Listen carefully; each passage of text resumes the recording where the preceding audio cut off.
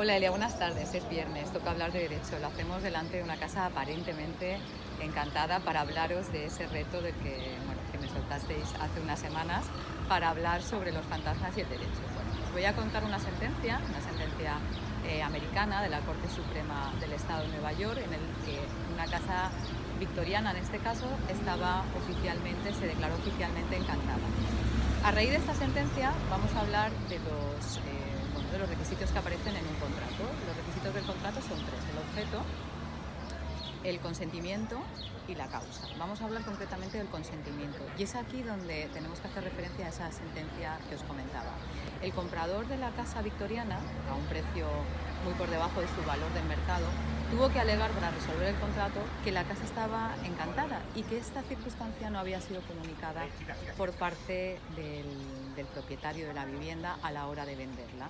El propietario de la vivienda ocultó al comprador que la casa estaba encantada, pese a que hacía 2 años había publicado una conocida revista paranormal que la casa estaba habitada por unos señores victorianos que por las noches aparecían en una torre parecida a esta que tenemos aquí detrás.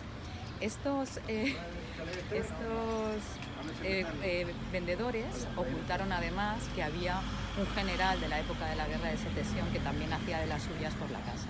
Se la ocultaron para conseguir que la venta no fuera fracasada.